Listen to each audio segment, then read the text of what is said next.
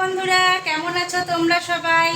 আমি পিয়ালি, আমার শখের রান্নাঘরে তোমাদের সবাইকে স্বাগত জানাই।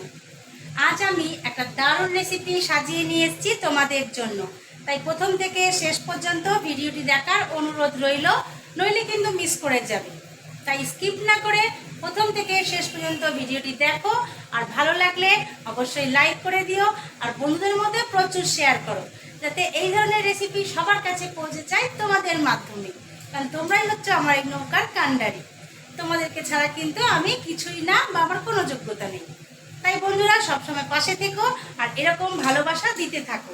তাহলে চলো কথা না বাড়িয়ে সোজা চলে যাই রেসিপির দিকে, আর দেখে নাও আজকে আমি কি রেসিপি তোমাদের জন্য সাজিয়ে নিয়ে এসেছি আমার এই শখের রান্নাঘরে।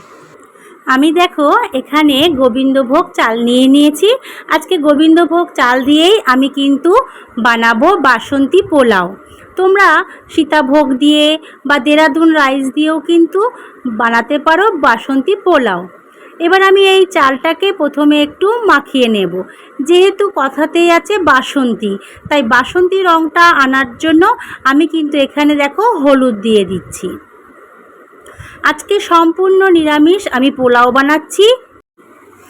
এই নিরামিষ পোলাও কিন্তু ভীষণই সুস্বাদু হয় এবং সব ধরনের উৎসবে কিন্তু ব্যবহার করা যায়, এবং যারা নিরামিষভোজী তাদের জন্য একদম উপযোগী। দিয়ে দিচ্ছি 1 চামচ মতন লবণ। আমি কিন্তু এখানে আজকে 2 কেজি চাল নিয়েছি, আর সেই অনুপাতে সমস্ত উপকরণ নিয়ে নিচ্ছি। দিয়ে দিলাম আদা বাটা।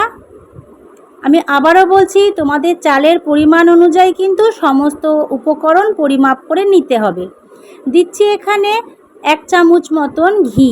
এইটা যদি আমি গলিয়ে নিতাম তাহলে 2 চামচ মতন হয়ে যেত, যেহেতু ঘিটা জমাট বাঁধা, তাই 1 চামচ আমি ভর্তি করে তুলে নিয়েছি। এবার সমস্ত উপকরণ খুব ভালোভাবে দেখো হাতের সাহায্যে এভাবে চটকে চটকে মিশিয়ে নিতে হবে। বাসন্তী পোলাও বিভিন্ন রকমভাবে তোমরা তৈরি করতে পারো, কিন্তু আজ আমি যেভাবে দেখাচ্ছি অতি সহজেই যারা নতুন, কোনো দিনও বাসন্তী পোলাও করনি, তারাও করতে পারবে আমার এই ভিডিওটা দেখে। আমি 2-3টে তেজপাতা দিয়ে দেব এই চালের মধ্যে, আর খুব ভালোভাবে দেখো আমি কিন্তু ম্যারিনেট করে নিচ্ছি সমস্ত চালটা। এভাবে ম্যারিনেট করে রাখার পর আমি 5 মিনিট মতন রেখে দেব। দেখে বুঝতেই পারছো কত সুন্দরভাবে চালটা কিন্তু রং চলে এসেছে। এবার আমি অন্যদিকে গ্যাসের মধ্যে একটা কড়াই বসিয়ে তাতে কিন্তু আমি ঘি দিয়ে দিয়েছি গলার জন্য। তোমরা যারা ঘি খাওয়া বারণ, তারা সামান্য পরিমাণ ঘি আর সাদা তেল ব্যবহার করেও করতে পারো, কিন্তু যেহেতু এটা পোলাও, ঘি রান্না করলে এর স্বাদটা কিন্তু ততটাই সুন্দর হয়। আমি ঘিটাকে কড়াইয়ে ছড়িয়ে দিলাম একটু। এবার এর মধ্যে দিয়ে দেব দেখো 2টো তেজপাতা। আমি এখানে একটা তেজপাতা দিয়ে দিয়েছি, আর দিয়ে দেব কিছু গোটা মশলা, যার মধ্যে আছে দারচিনি, এলাচ আর লবঙ্গ। একটু থেতো করে নিয়েছি আমি। এবার তেলের মধ্যে দিয়ে দিলাম। অবশ্যই মাথায় রাখতে হবে এই সময় কিন্তু গ্যাসের ফ্লেমটা তোমরা একদমই লো করে রাখবে, তা না হলে ঘি পুড়ে যাওয়ার সম্ভাবনা থাকবে এবং ফোড়ন দেওয়ার ফলে কালো হয়ে যেতে পারে। তাই এই সময় গ্যাসের ফ্লেম লো করে তোমাদের সমস্ত কিছু করতে হবে। অন্যদিকে দেখো আমি নিয়ে নিয়েছি কাজু কিশমিশ। এখানে কিশমিশ আর কাজু আমি পরিমাণটা চালের পরিমাণ অনুযায়ী নিয়ে নিয়েছি। যেহেতু এটা পোলাও, একটু কাজু কিশমিশের ভাগটা বেশি থাকলে বেশি সুন্দর হয়। তেলের মধ্যে দিয়ে দিলাম। এবার আমি খুব ভালোভাবে কাজু আর কিশমিশটাকে ভেজে নেব ওই ঘিয়ের মধ্যে। অপূর্ব গন্ধ এখনই কিন্তু বার হওয়া শুরু হয়েছে বন্ধুরা। যারা নতুন রাঁধুনি তারাও কিন্তু আমার দেখানো পদ্ধতিতে পোলাও অতি সহজে বানিয়ে ফেলে তাক লাগিয়ে দিতে পারবে। তাই প্রথম থেকে শেষ পর্যন্ত ভিডিওটি তোমরা স্কিপ না করে দেখতে থাকো। খুব ভালোভাবে দেখো কাজু কিশমিশটা আমি ভেজে নিয়েছি। এবার আমি দিয়ে দেব এর মধ্যে যে চালটাকে আমি ম্যারিনেট করে রেখেছিলাম, সেই ম্যারিনেট করা গোবিন্দভোগ চালটা। যেহেতু এখানে পরিমাণটা বেশি, তাই আমি অল্প অল্প করে দিয়ে খুব ভালোভাবে মিশ্রণটাকে মিশিয়ে নেব। চালটা ঠিক ততক্ষণ পর্যন্ত কিন্তু এখানে নাড়তে হবে যতক্ষণ না চালের ভেজা ভাবটা একদম শুকিয়ে গিয়ে ঝরঝরে হয়ে যায়। অর্থাৎ একটা চাল আরেকটা চালের গায়ে লেগে থাকবে না, একদম আলাদা আলাদা হয়ে যাবে। এটা কিন্তু মাথায় রেখে তোমাদেরকে চালটা নাড়তে হবে কড়াইয়ের মধ্যে। আমি সমস্ত চাল দেখো নেড়ে নিচ্ছি খুব ভালো করে। এই সময়টাই হচ্ছে খুব লক্ষ্য রেখে চালটাকে নাড়া। সমস্ত চাল দেখো আমি খুব ভালোভাবে মিশিয়ে নিয়েছি, আর অল্প অল্প করে দিয়ে মিশিয়েছি। তোমরা পরিমাণে অল্প করলে একেবারেই দিয়ে কিন্তু নেড়ে নেবে খুব ভালো করে। অপূর্ব গন্ধ বের হচ্ছে, আর রঙটাও দেখো কত সুন্দর চলে এসেছে। আমার টিপসগুলো যদি তোমরা ফলো করো তাহলে একদম ঝরঝরে পোলাও হবে, আর খেতেও ভীষণ সুস্বাদু হবে।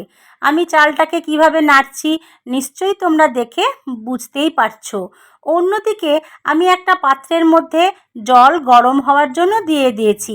আমি কিন্তু পোলাওতে গরম জলই ব্যবহার করব, তাতে এর স্বাদ খুব সুন্দর হবে। কাঁচা জলের ব্যবহার কিন্তু আমি করব না।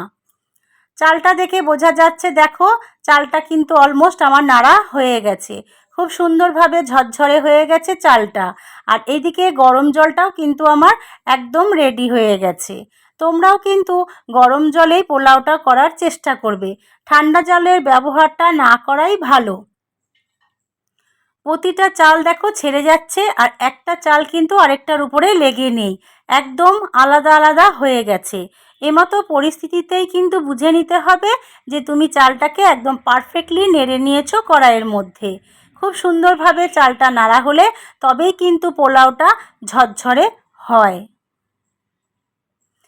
এবার আমার এতে জল দিয়ে দেওয়ার পালা। যেহেতু চালটা অলমোস্ট একদম হয়ে গেছে, তার আগে আমি একটা পাত্র নিয়ে নেব। যেহেতু কড়াইটার মধ্যে হবে না, একটা বড় পাত্র আমাকে এখানে নিতে হবে। চালের পরিমাণটা অনেকটাই বেশি, তাই আমি গ্যাসের উপরে একটা পাত্র বসিয়ে দিয়েছি বড়। এবার আমি পাত্রটার মধ্যে গরম জলটাকে দেখো ঢেলে দিচ্ছি। জলের পরিমাণটা তোমাদেরকে অবশ্যই আমি বলে দেব। এবার এই চালটাকে আমি ওই জলের মধ্যে ঢেলে দেব খুব আস্তে আস্তে।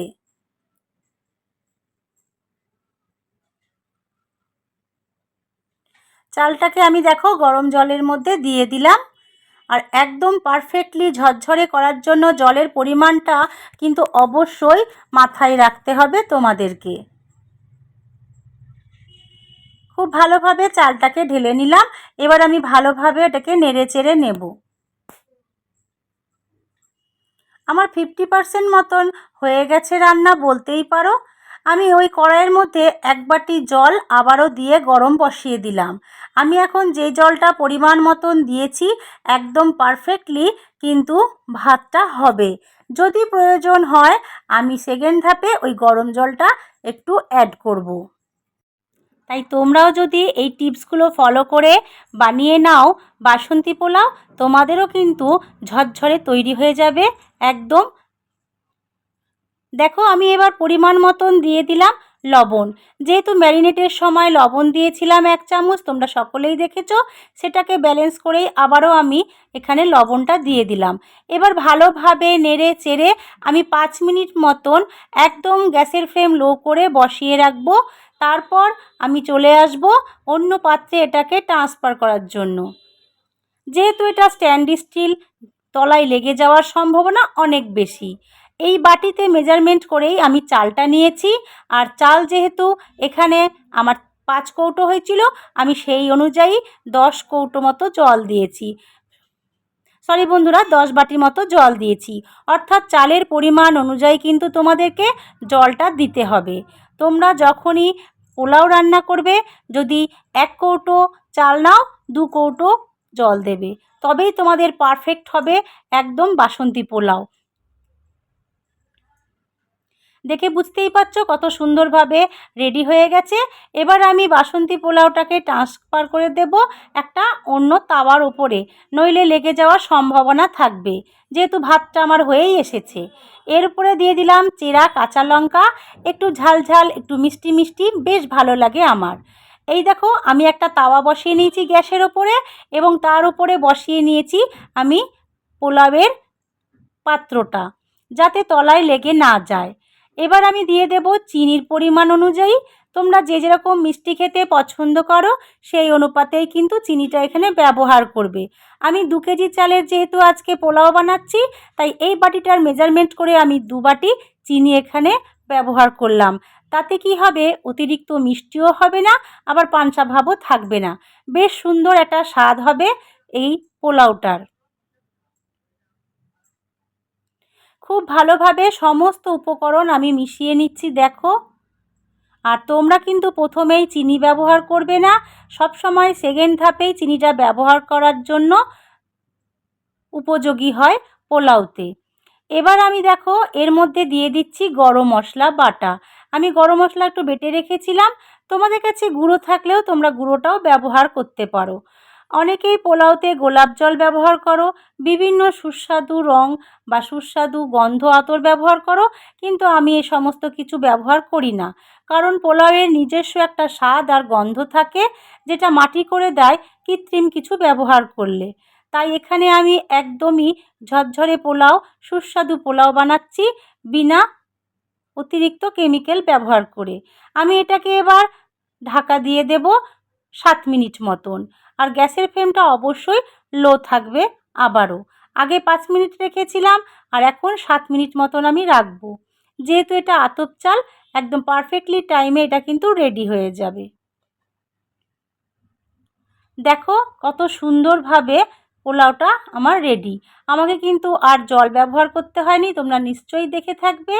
আমার পোলাওটা এবার নামানোর পালা।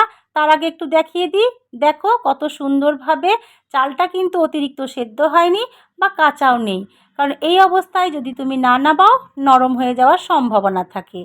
এবার আমি দিয়ে দেব এর ওপর দিয়ে গাওয়া ঘিয়ের ছোঁয়া, যাতে পোলাওটা আরও সুন্দর হয় আর টেস্ট হয়। খুব সুন্দরভাবে আমি ঘিটা দেখো ওপর দিয়ে ছড়িয়ে দিচ্ছি খুব ভালোভাবে। পোলাও মানেই একটু ঘিয়ের গন্ধ উগ্র থাকবে, ভালো লাগে। এই পোলাও তোমরা বিভিন্ন জিনিসের সাথেই খেতে পারো। আমি তো শুধু খেতেই বড্ড ভালোবাসি, কিন্তু কাশ্মীরি আলুর দম, লাল আলুর দম, যারা আমিষ পছন্দ করো তারা চিকেন, মাটন সব কিছু দিয়েই কিন্তু এই পোলাওটা খেতে পারো। আর যেহেতু শ্রাবণ মাস, আমরা বাবা ভোলেনাথের ভক্ত, ভোলেনাথের চরণে দেব, তাই এটাকে আমরা নিরামিষই আজকে সব ভক্তদের জন্য তৈরি করে দেখালাম। এবার আমি এটাকে গ্যাসটাকে বন্ধ করে দিয়ে চাপা দিয়ে রাখবো, একদম প্লেটে যখন সাজাবো চলে আসব। এই দেখো চলে এসেছি পোলাও আর আলুর দম নিয়ে, সঙ্গে একটা লট চমচম। কেমন হয়েছে প্রেজেন্টেশনটা অবশ্যই জানাবে।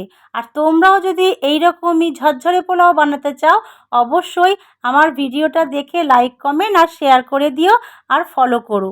তাহলে বন্ধুরা আজকের মতন এখানেই রাখছি, দেখা হবে আবারও পরের ভিডিওতে।